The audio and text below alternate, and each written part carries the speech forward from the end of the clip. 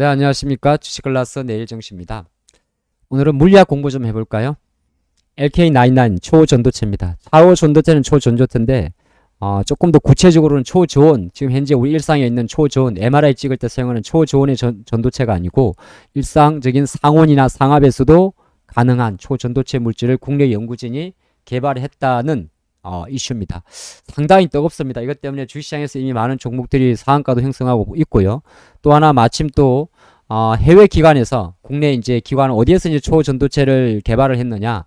이거는 이제 우리나라 국내 아마 고려대 벤처 동아리 연구소에서 출발했던 퀀텀 에너지 연구소하고 한양대 연구전이 공동으로 사전 논문 사이트 바로 아카이브죠. 아카이브에 LK99의 논문을 제출했는데 이 논문에 의하면은 실제적으로 현재 상태에서 우리는 꼭 초저온이 아니다 하더라도 이렇게 일반적인 상온이나 상압 상태에서도 초전도성의 물질을 개발했다고 발표한 내용입니다. 그림부터 먼저 보고 올까요? 이게 뭐냐 하면은 초전도체 위에서 이렇게 자석을 밀어낸 건데 실제적으로 보통 그 초전도성 같은 경우는 일반적으로 초저온 상태에서는 이게 가능합니다. 초저온 상태에서는 이렇게 자석을 이렇게 밀어낼 수가 있어요. 이 전도체가 밀어냅니다. 그래서 공중이 약간 부양된 것처럼 있죠. 이거 딱 하면 바로 생각나는 게 맞습니다. 자기 부상 열차 가능하겠네? 맞습니다. 바로 그런 내용이 되는 거고, 이제 요거 같은 경우는 실제적으로 이게 상온의 시뮬레이션 이미지인지 모르겠습니다만은 이렇게 자석을 밀어내는, 자기장을 밀어내는 효과를 좀 보여줬습니다. 그래서 얼마나 큰 혁신인지는 뭐 전 세계적으로 가장 뜨거운 거고, 정말 어느 정도 앞으로 넘어야 될 숙제는 많을 수 있습니다만 이게 정말 현실화가 되게 되면 뭐 제가 약간 뭐 공대생이나 물리학자는 아니지만은 한국의 어떤 과학에 엄청난 획기를 걷는 겁니다. 처음으로 한국 노벨 물리학상을 받을 수도 있는 상황이고 아마 모든 관심이 좀 많다 보니까 마침 오늘 또 이건 날짜는 7월 27일인데 해외 연구직도 LK99의 구조로 시뮬레이션을 좀 분석을 해보니까 정말 초전도성을 가질 수도 있겠는데 라고 말을 했습니다. 높은 온도라는 게 이제 그냥 일반적인 초저온이 아닌 상태에서 초전도성을 가질 수 있겠는데 라고 그러면서 그럼 엄청 좋은 거죠. 그러면서 밑에다가 약간의 물음표는 당연히 던져줬습니다.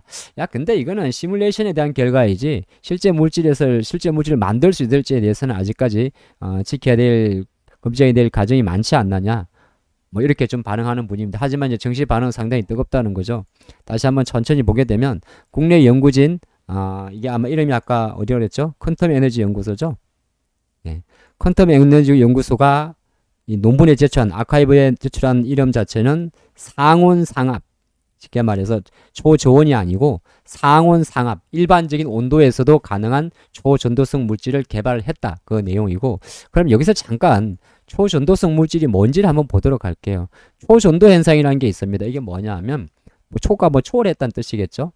전류라는 게 어느 정도 이렇게 흐르다가 되면 중간에 누수가 필요하잖아요. 그래서 뭐가 필요했죠? 그렇죠. 변압기라든지 이런 게 필요하죠. 아주 큰 발전하게 되면. 근데 아주 가까이 왔어도 전류는 일정 부분 이렇게 에너지가 뭐 몇십 퍼센트 정도는 그냥 소모된다고 합니다. 여러 가지 저항 때문에. 초전도 현상이라는 것은 아예 저항 자체가 없는 거예요. 100의 에너지면 그대로 어떤 원하는 물체에 100의 에너지를 전부 다 전달할 수 있는 걸 말하는 겁니다. 근데 실제적으로 초전도 현상은 뭐 저도 공부를 좀 해봤는데 1908년도 정도에 이미 발견됐다고 해요. 근데 지난 100년 동안에 진전이 하나도 없었다고 합니다. 그래서 그동안 100년 동안에 지금도 마찬가지인데 초저온이라든지 고압 상태에서만 초전도 현상이 발생을 했다. 그래서 국내 지금 연구진이 개발한 거는 아주 낮은 마이너스의 추운 헬륨가스가 필요한 초저온이 아니라 일상적인 상온 에서도 가능하다는 걸 발견했다는 내용이 되는 거고, 근데 실제적으로 현재 상태에서 초전도체 사업 같은 경우는 우리 일상에서 가장 많이 보이는 게 MRI입니다. 자기 공명 영상 촬영이라고 이야기하죠. 우리 MRI 이렇게 동그랗게 생긴 데 들어가죠. 사람이 누워가지고 그게 바로 MRI잖아요. MRI 찍을 때 비싸죠. 왜 비싸냐? 이 초저온을 유지하기 위해서 액체 헬륨이 들어가기 때문에 이 헬륨 비용이라고 이야기를 합니다. 뭐 anyway 어쨌든 초전도체 산업이란 거는 이미 없던 건 아니고 초저온 고압 상태에서는 현재 있지만은 국내 연구진이 개발했다고 주장하는 내용은 초저온 고압까지 굳이 가지 않아도 일상적인 상온에서 이렇게 자기장 현상도 발생할 수가 있다. 전력 손실이 없다. 초전도 현상을 유지한다. 이렇게 내용입니다. 그러면 이게 일상에 갔을 때 가장 많이 반응할 수 있는 섹터는 뭘까요? 상당히 많습니다. 아까 잠깐 이 그림 보다 보니까 맞습니다. 자기 공명 열차죠. 이 열차가 이 레일에서 붕 떠서 지나가는 거 말하죠. 그것도 있을 수가 있고 거의 뭐 가장 표면적일 것 같고 이거 밀어내잖아요. 자기장 힘으로. 또 하나가 다른 물 같은 경우는 바로 모터 산업입니다. 모터 산업이 혁명을 가져오겠죠. 우리가 모터가 다 들어가죠. 심지어 뭐 드라이기까지 들어가죠. 근데 전기차 시대잖아요. 전기차 시대 전반부에 구동 모터 들어갑니다.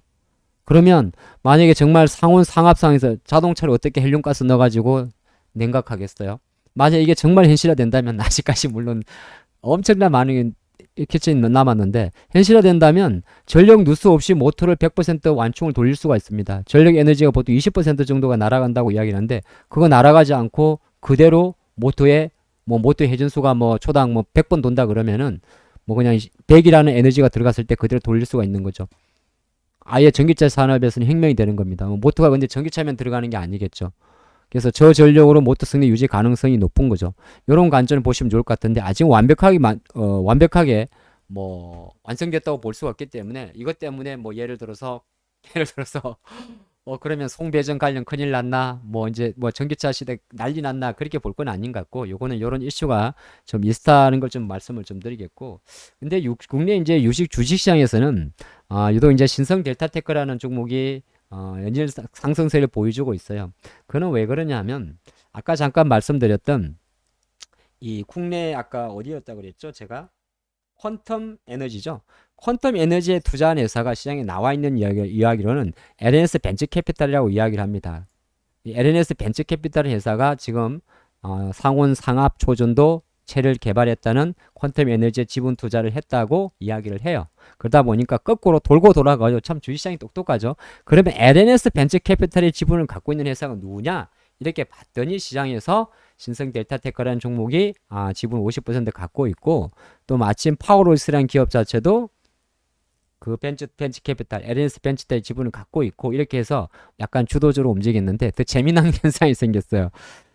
우리가 보통 말하는 국내 이제 비철금속 관련주들 이게 너무 주식이 작습니다.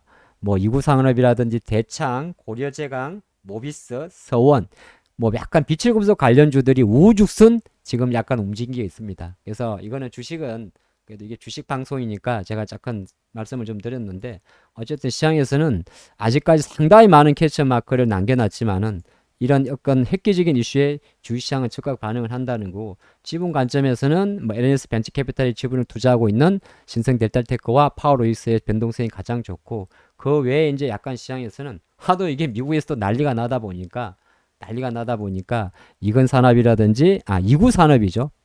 이구 산업입니다. 이구 산업이라든지 대창이라든지 뭐 기타 서남 이런 쪽으로도 약간 투기적 매수가 들어왔다 이렇게 볼 수 있을 것 같습니다. 여기까지 하죠.